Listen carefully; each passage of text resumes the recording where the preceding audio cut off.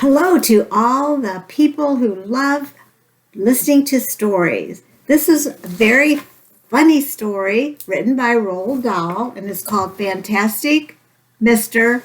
Fox. And I think it is a cute, cute story. We have it at our library as well. So, the first chapter is called The Three Farmers. Down in the valley, there were 3 farms. The owners of these farms had done well. They were rich men. They were also nasty men. All 3 of them were about as nasty and mean as any men you could meet. Their names were Farmer Bogus, Farmer Bunce, and Farmer Bean. Bogus was a chicken farmer. He kept thousands of chickens. He was enormously fat. This was because he ate 3 boiled chickens smothered with dumplings every day for breakfast, lunch, and supper. Bunce was a duck and goose farmer. He kept thousands of ducks and geese. He was a kind of a pot-bellied dwarf. He was so short his chin would have been underwater in the shallow end of any swimming pool in the world. His food was donuts and goose livers. He mashed the livers into a disgusting paste and then stuffed the paste into the donuts. This diet gave him a tummy ache and a beastly temper. Bean was a turkey and apple farmer. He kept thousands of turkeys in an orchard full of apple trees. He never ate any food at all. Instead, he drank gallons of strong cider, which he made from the apples in his orchard. He was as thin as a pencil and the cleverest of them all. Bogus and Bunce and Bean, one fat, one short, one lean. These horrible crooks, so different in looks, were nonetheless equally mean. That is what the children round about used to sing when they saw them. Okay, so we've got these 3 farmers they all look different, they all raise different food, and they're very, very mean. Now, we're going to learn, this is chapter 2 about Mr. Fox. On a hill above the valley, there was a wood. In the wood, there was a huge tree. Under the tree, there was a hole.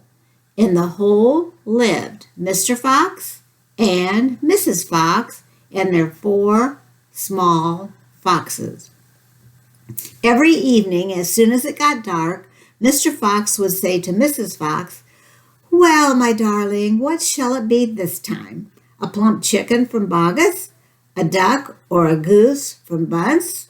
Or a nice turkey from Bean?" And when Mrs. Fox had told him what she wanted, Mr. Fox would creep down into the valley in the darkness of the night and help himself. Bogus and Bunce and Bean knew very well what was going on, and it made them wild with rage. They were not men who liked to give anything away. Less still did they like anything to be stolen from them. So every night, each of them would take his shotgun and hide in a dark place somewhere on his own farm, hoping to catch the robber.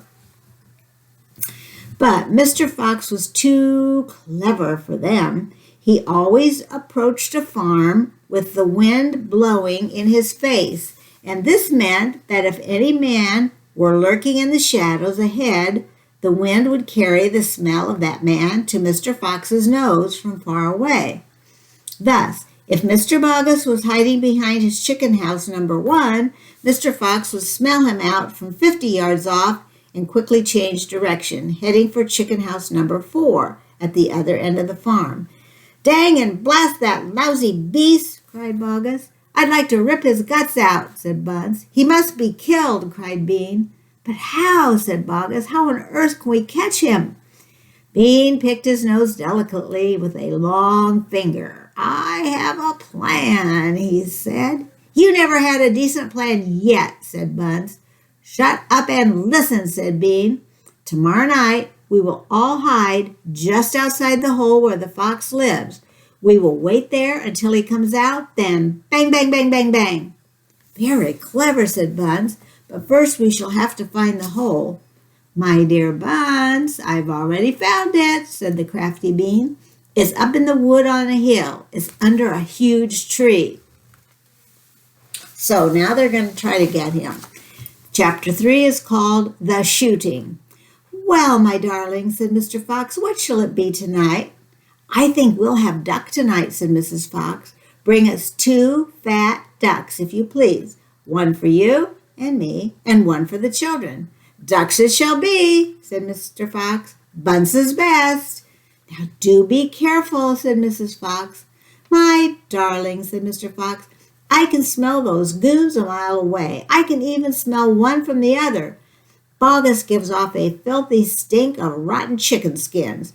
Bunce reeks of goose livers. And as for Bean, the fumes of apple cider hang around him like poisonous gases. Yes, but just don't get careless, said Mrs. Fox. You know they'll be waiting for you, all 3 of them. Don't you worry about me, said Mr. Fox. I'll see you later. But Mr. Fox would not have been quite so cocky had he known exactly where the 3 farmers were waiting at that moment. They were just outside the entrance to the hole, each one crouching behind a tree with his gun loaded. And what is more, they had chosen their positions very carefully, making sure that the wind was not blowing from them towards the fox's hole. In fact, it was blowing in the opposite direction. There was no chance of them being smelled out. Mr. Fox crept up the dark tunnel to the mouth of his hole. He poked his long, handsome face out into the night air and sniffed once. He moved an inch or 2 forward and stopped. He sniffed again. He was always especially careful when coming out from his hole. He inched forward a little more. The front half of his body was now in the open. His black nose twitched from side to side, sniffing and sniffing for the scent of danger. He found none, and he was just about to go trotting forward into the wood when he heard, or thought he heard, a tiny noise, a soft, rustling sound, as though someone had moved a foot, ever so gently, through a patch of dry leaves. Mr. Fox flattened his body against the ground and lay very still. His ears pricked. He waited a long time, but he heard nothing more. It must have been a field mouse, he told himself, or some other small animal. He crept a little further out of the hole, then further still. He was almost right out in the open now. He took a last careful look around. The wood was murky and very still. Somewhere in the sky, the moon was shining. Just then, his sharp night eyes caught a glint of something bright beneath a tree not far away. It was a small silver speck of moonlight shining on a polished surface. Mr. Fox lay still, watching it. What on earth was it? Now it was moving. It was coming up and up. Great heavens, it was the barrel of a gun. Quick as a whip, Mr. Fox jumped back into his hole, and at that same instant, the entire woods seemed to explode around him. Bang, bang, bang, bang, bang, bang. The smoke from the 3 guns floated upward in the night air. Bogus and Bunce and Bean came out from behind their trees and walked toward the hole. Did we get him? Asked Bean. One of them shone a flashlight on the hole, and there on the ground, in the circle of light, half in and half out of the hole, lay the poor, tattered, blood-stained remains of a fox's tail. Bean picked it up. We got the tail, but we missed the fox, he said, tossing the thing away. Dang and blast, said Bogus. We shot too late. We should have let fly the moment he poked his head out. He won't be poking it out again in a hurry, Bunce said. Bean pulled a flask from his pocket and took a swig of cider. Then he said, it'll take 3 days at least before he gets hungry enough to come out again, and I'm not sitting around here waiting for that. Let's dig him out. Aw, said Bogus, now you're talking sense. We can dig him out in a couple of hours. We know he's there. I reckon there's a whole family of 'em down there, Bunce said. Then we'll have the whole bunch of 'em, said Bean. Get the shovels. So this is chapter 4, and it's called The Terrible Shovels. Down in the hole, Mrs. Fox was tenderly licking the stump of Mr. Fox's tail to stop the bleeding. It was the finest tail for miles around, she said between licks. It hurts, said Mr. Fox. I know it does, sweetheart, but it'll soon get better. And it will soon grow again, Dad, said one of the small foxes. It will never grow again, said Mr. Fox. I shall be tailless for the rest of my life. And he looked very sad. There was no food for the foxes that night, and soon the children dozed off. Then Mrs. Fox dozed off, but Mr. Fox couldn't sleep because of the pain in the stump of his tail. Well, he thought, I suppose I'm lucky to be alive at all, and now they've found our hole and we're going to have to move out as soon as possible. We'll never get any peace if we... What was that? He turned his head sharply and listened. The noise he heard now was the most frightening noise a fox can ever hear. The scrape, scrape, scraping of shovels digging into the soil. Wake up, he shouted. They're digging us out. Mrs. Fox was wide awake in 1 second. She sat up, quivering all over. Are you sure that's it? She whispered. I'm positive. Listen. They'll kill my children, cried Mrs. Fox. Never, said Mr. Fox. But, darling, they will, sobbed Mrs. Fox. You know they will. Scrunch, scrunch, scrunch went the shovels above their heads. Small stones and bits of earth began falling from the roof of the tunnel. How will they kill us, Mummy? Asked one of the small foxes. His round, black eyes were huge with fright. Will there be dogs? He said. Mrs. Fox began to cry. She gathered her 4 children close to her and held them tight. Suddenly there was an especially loud crunch above their heads, and the sharp end of a shovel came right through the ceiling. The sight of this awful thing seemed to have an electric effect upon Mr. Fox. He jumped up and shouted, I've got it! Come on! There's not a moment to lose. Why didn't I think of it before? Think of what, Dad? A fox can dig quicker than a man, shouted Mr. Fox, beginning to dig. Nobody in the world can dig as quick as a fox. The soil began to fly out furiously behind Mr. Fox as he started to dig for dear life with his front feet. Mrs. Fox ran forward to help him, and so did the 4 children. Go downward, ordered Mr. Fox. We gotta go deep as we possibly can. The tunnel began to grow longer and longer. It sloped steeply downward. Deeper and deeper below the surface of the ground it went. The mother and the father and all 4 of the children were digging together. Their front legs were moving so fast you couldn't see them.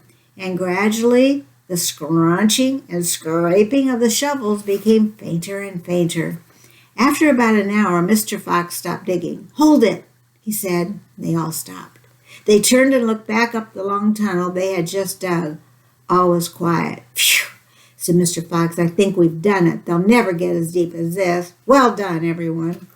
They all sat down, panting for breath, and Mrs. Fox said to her children, I should like you to know that if it weren't for your father, we should all be dead by now. Your father is a fantastic fox.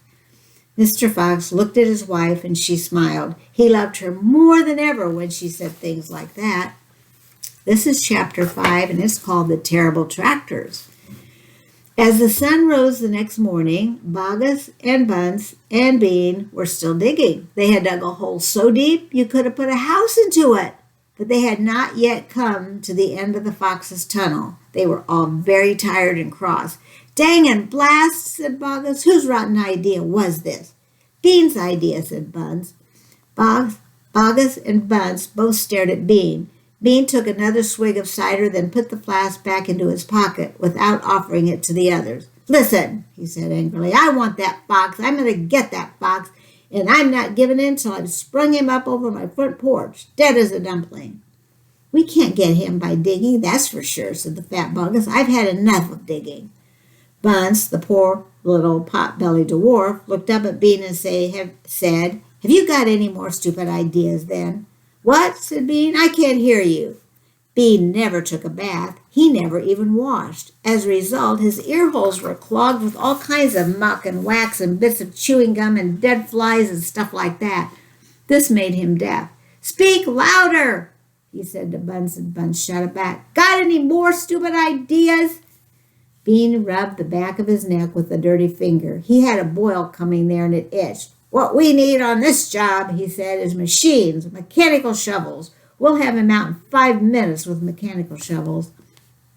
This was a pretty good idea, and the other two had to admit it. "All right, then," Bean said, taking charge. "Bogus, you stay here and see that the fox doesn't escape. Buns and I will go and fetch our machinery. If he tries to get out, shoot him quick." The long, thin Bean walked away.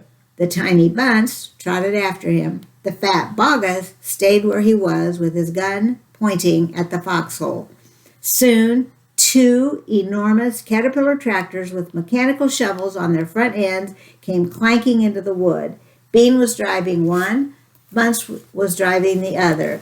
The machines were both black, and they were murderous, brutal-looking monsters. "Here we go, then," shouted Bean. "Death to the fox," shouted Bunce. The machines went to work, biting huge mouthfuls of soil out of the hill. The big tree under which Mr. Fox had dug his hole in the first place was toppled like a matchstick. On all sides, rocks were sent flying, and trees were falling, and the noise was deafening. Down in the tunnel, the foxes crouched, listening to the terrible clanging and banging overhead. "What's happening, Dad?" cried the small foxes. "What are they doing?" Mr. Fox didn't know what was happening or what they were doing. "It's an earthquake," cried Mrs. Fox. "Look," said one of the foxes. "Our tunnel's gotten shorter. I can see daylight." They all looked around, and yes, the mouth of the tunnel was only a few feet away from them now, and in the circle of daylight beyond, they could see the 2 huge black tractors almost on top of them. "Tractors!" shouted Mr. Fox, "and mechanical shovels! Dig for your lives! Dig, dig, dig!" This chapter is called The Race. Now, there began a desperate race, the machines against the foxes. In the beginning, the hill looked like this. After about an hour, as the machines bit away more and more saw from the hilltop, it looked like this. Sometimes the foxes would gain a little ground, and the clanking noises would grow fainter, and Mr. Fox would say, "We're going to make it. I'm sure we are." And then a few minutes later, the machines would come back at them, and the crunch of the mighty shovels would get louder and louder. Once the foxes actually saw the sharp metal edge of one of the shovels as it scraped up the earth just behind them. "Keep going, my darlings," panted Mr. Fox. "Don't give up." "Keep going," the fat Bogus shouted to Buns and Bean. "We'll get him any moment now." "Have you caught sight of him yet?" Bean called back. "Not yet," shouted Bogus, "but I think you're close." "I'll pick him up with my bucket," shouted Buns. "I'll chop him to pieces." By lunchtime, the machines were still at it, and so were the poor foxes. The hill now looked like this on this side. The farmers didn't stop for lunch. They were too anxious to finish their job. "Hey there, Mr. Fox," yelled Buns, leaning out of his tractor. "We're coming to get you now." "You've had your last chicken," yelled Bogus. "You'll never come prowling around my farm again." A sort of madness had taken hold of the 3 of them. The tall, skinny Bean and the dwarfish, pot-bellied Buns were driving their machines like maniacs, raising the motors and making the shovels dig at a terrific speed. The fat Bogus was hopping around like a dervish and shouted, "Faster, faster!" At 5 o'clock in the afternoon, this is what had happened to the hill. Over here. The hole the machines had dug was like the crater of a volcano. It was such an extraordinary sight that crowds of people came rushing out from the surrounding villages to have a look. They stood on the edge of the crater and stared down at Bogus and Buns and Bean. "Hey there, Bogus, what's going on?" "We're after a fox." "You must be mad." The people jeered and laughed, but this only made the 3 farmers more furious and more obstinate and more determined than ever not to give up till they had caught the fox. Now, chapter 7 is called We'll Never Let Him Go. At 6 o'clock in the evening, Bean switched off the motor of his tractor and climbed down from the driver's seat. Bunce did the same. Both men had had enough. They were tired and stiff from driving the tractors all day, and they were also hungry. Slowly, they walked over to the small fox's hole in the bottom of the huge crater. Bean's face was purple with rage, and Bunce was cursing the fox with dirty words that cannot be printed. Bogus came waddling up. "Dang and blast that filthy, stinking fox," he said. "What the heck do we do now?" "I'll tell you what we don't do," Bean said. "We don't let him go." "We'll never let him go," Bunce declared. "Never, never, never," cried Bogus. "Did you hear that, Mr. Fox?" yelled Bean, bending low and shutting down the hole. "It's not over yet, Mr. Fox. We're not going home till we've strung you out as dead as a dingbat."